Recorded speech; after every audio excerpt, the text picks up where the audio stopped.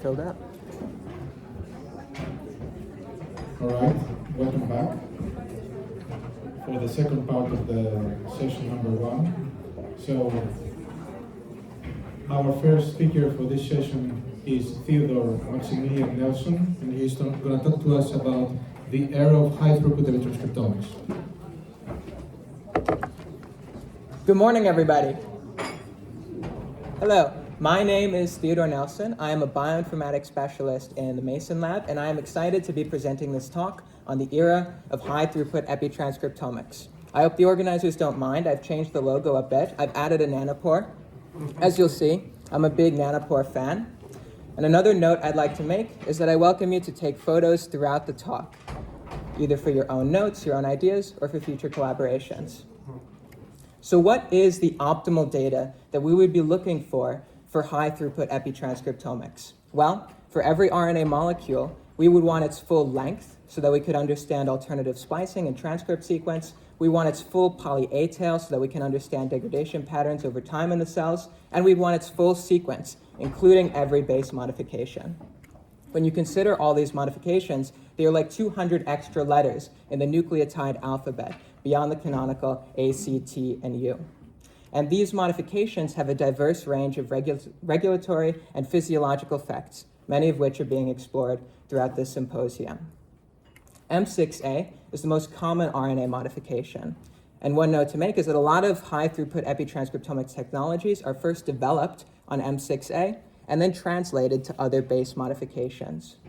MIRAP-seq is no exception. It was developed in 2012 by the Jaffrey Lab in collaboration with the Mason Lab, and it was a peak-calling antibody-based method for detecting M6A.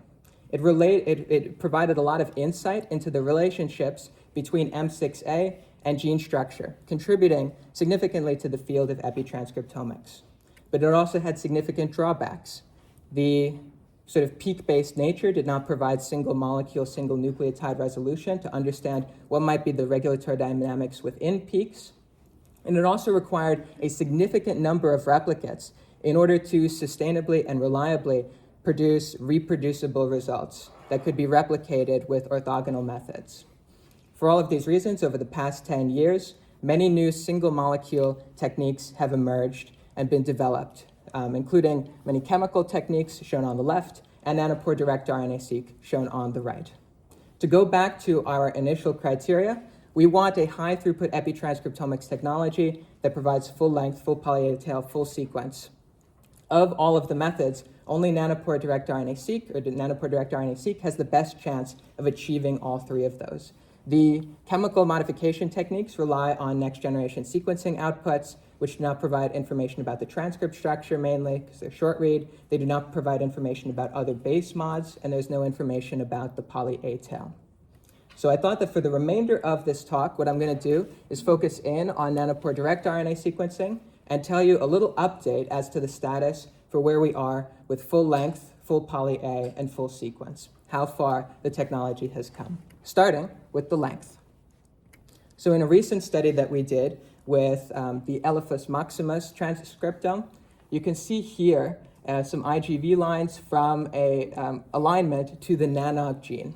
And you can see that there's an unannotated portion of the 3' UTR that the nanopore Direct-RNA-seq is able to pick up that was not in the original annotation. And we were able to do this kind of correction for many, many genes across the whole elephant transcriptome. And this is able to be reproduced across multiple species as well. So what you can see is that the technology is really, really good at picking up the 3' end. However, when you move over to the 5' end, the nanopore Direct-RNA-seq exhibits this 5' end truncation. So what essentially happens is that as the RNA moves through the nanopore, it's pushed through by a motor protein, and on occasion, it falls out of the motor protein. That process is sort of random and stochastic, and so this here is about 1 million read alignments to the RNA calibration strand. This is all sort of a spike in control, and you can see in kind of random fashion, it just aberrates. The average fragment length that you do get out of the technology is between 1,500 and 2,000 nucleotides. There are multiple ways, bioinformatic ways, of trying to ameliorate this solution. One is to use known annotations for the full-length 5' end and then to only select full-length reads on that basis. And the other project that we're working on in the lab is to try and predict the M7G cap signal on the end, and therefore have an annotation-independent way of being able to pick up full-length transcripts with a nanopore Direct-RNA-seq. But at present, the vast majority are truncated. And yet still with 1500, you get good resolution on the 3' end, and you still get a decent amount of transcript information depending on the size of your locus, your gene of interest, etc. So now on to the polyA tail. Where are we with that? Well, if you look back at this original diagram of the nanog gene, what you can see on the left is that there's a whole bunch of turquoise marks. Those are the polyA tails on the 3' end of those RNA molecules. So it's actually doing a really great job at picking it up. The reason that this is a relatively easy computational challenge is because the way nanopore works is that you send the RNA through the pore and it picks up the local Kamer context. So it calls it based on the local Kamer context. And each local Kamer context, as you can see, is associated with a mean signal intensity. That mean signal intensity for a whole string of A's, there's an expectation, and the expectation is that it will stay the same throughout the entire polyA tail length because the Kamers are indistinguishable as you move through and down. And that's exactly what you see in the signal. So to quantify the polyA tail length is really looking at that length signal across time and then quantifying, relative, like how that relates to the actual polyA tail length. And so that's sort of a linear scaling. And so you can get polyA tail estimations that have been integrated into the base caller and are output along with your nucleotide sequence. So that's a really advanced feature. Full sequence. So that's looking at the canonical base pairs and the modified base pairs. For the canonical base pairs, the recent development of the RNA-004 Direct-RNA kit, as opposed to the previous RNA-002 kit, has allowed for increased accuracy, better signal-to-noise ratios, and what you can see is that you can basically do SNP profiling within RNAs, and that it is really, really good at capturing all 4 canonical base pairs, A, C, T, and U. So the goal is then, what about the modified bases? How do we integrate that? And ideally, we would have a framework for modified bases similar to an RNA sequencing pipeline, where you would go start to finish and have your Direct-RNA-seq data and then be able to call everything about modified bases. This is something that we tried to do as a first principles approach with a program called M6A Net. I only have 2 minutes? No. It's a 20-minute. Is it 15 minutes? Okay. Oh, sorry. There was no information. My apologies. Okay. Yeah. So we tried this with a first principles approach with M6A Net in this paper. And later benchmarking studies, originally it was thought that M6A Net was the most sensitive, probably was at the time. Later benchmarking studies showed that on a site level resolution, it has a lot of false negatives, a lot of true positives. At around this time that the benchmarking study came out, there were also Oxford Nanopore Technologies was starting to release its first base calling models for modified bases on Nanopore. So on May 21st, 2024, the first official Nanopore multi-modification callers were released, which includes M6A and pseudouridine all context, with the following claimed accuracies of 96.6% and for pseudouridine 96.1%. Then even more excitingly, very, very soon afterwards, on September 17th, 2024, there was at another conference released the all-context RNA mod callers for 4 modifications, M5C, inosine, pseudouridine, and M6A, with the accuracies that are shown. So the pseudouridine, 96.01%, the inosine, the M6A are integrated because it's all predictions on adenines, and 93.8% for inosine, 96.1% for M6A, 85.37% for M5C. So we have all of these mod callers, we have all of these claimed accuracies. How do we verify, validate, and then apply? So we don't have data for M5C, inosine, pseudouridine as validation data, but we do, with our collaboration with the Jaffrey Lab, have good validation data for metal 3 knockout, and specifically metal 3 knockout that causes a loss of M6A.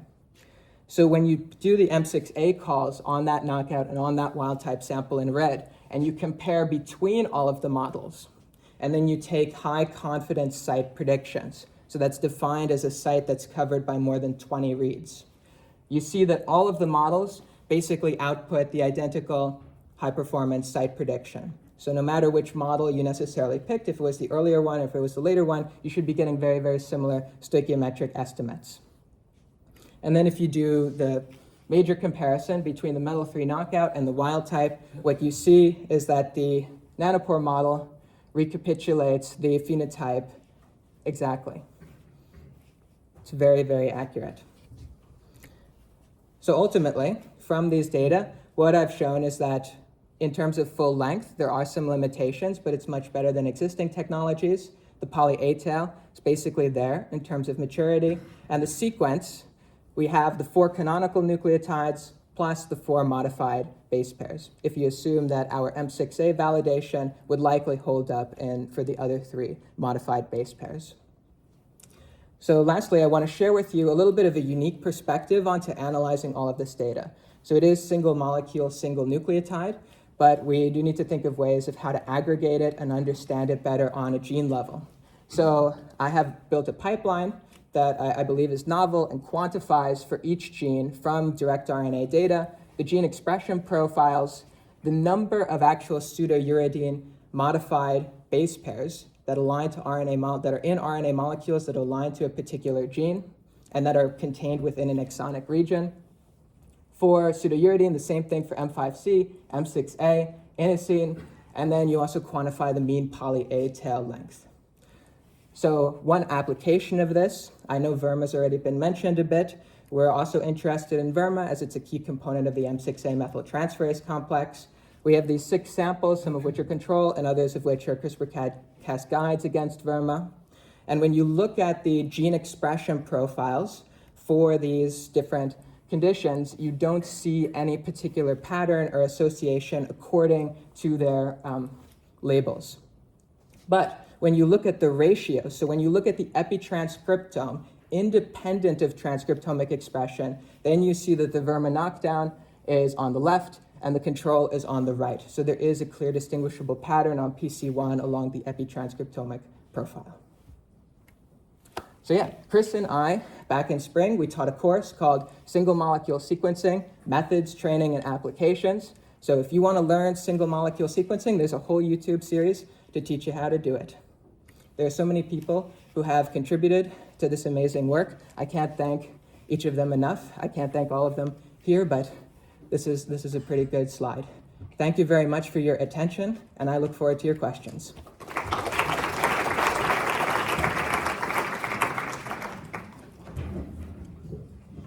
Any questions?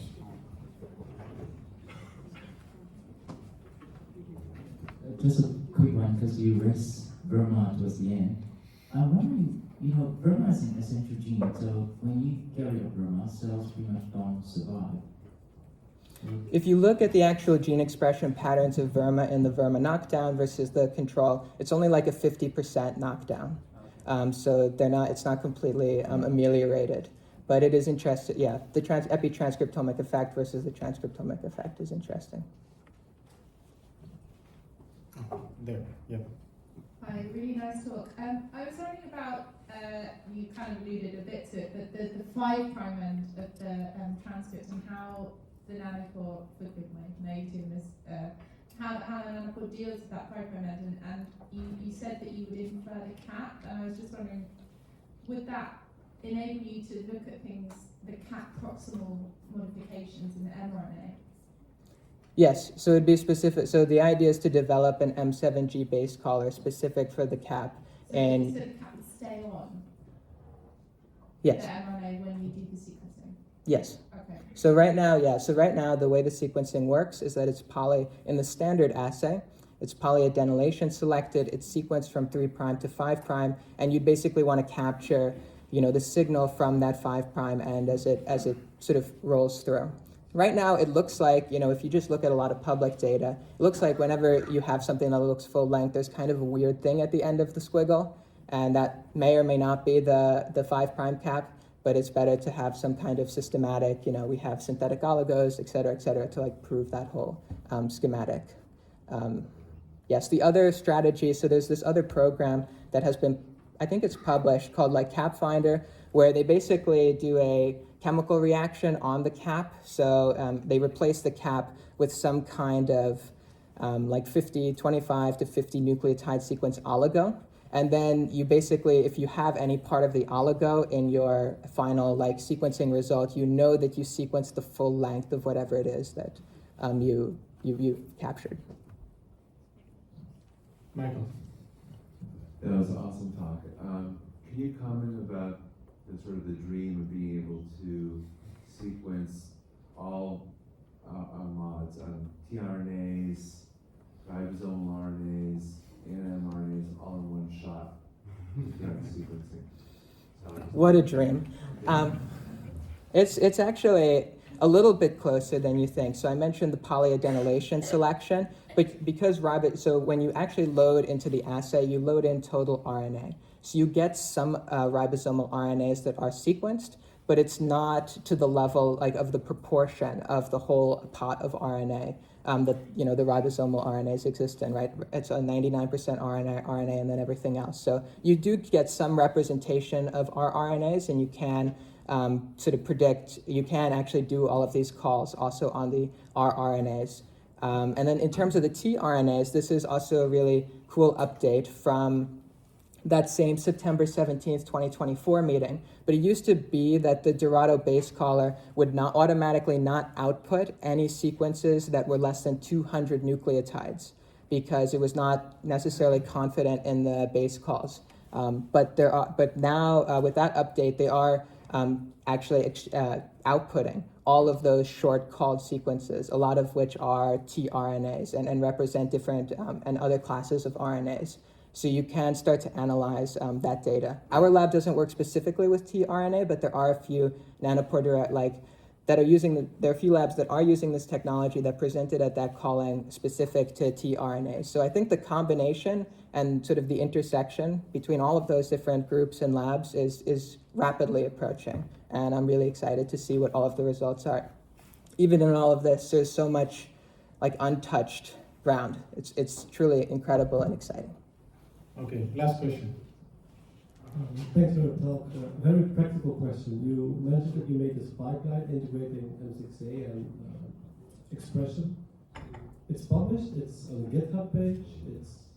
It's on my Conda high performance computing environment, Okay. but will hopefully soon be sort of evolved like into a publishable state and into a publishable format. But if it is something that you're interested in, I highly encourage. I'm going to put up the QR.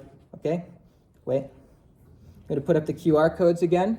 So it's got the YouTube channel if you want to like and subscribe. And then if you want to go to the contact card, shameless plug. If you want to go to the contact card that has Chris's email, that has my email, and if you want to play around with either the data or the cards, especially if you like pseudouridine, inosine, and M5C, we have a lot of beautiful single molecule sequencing data that we could need some help interpreting.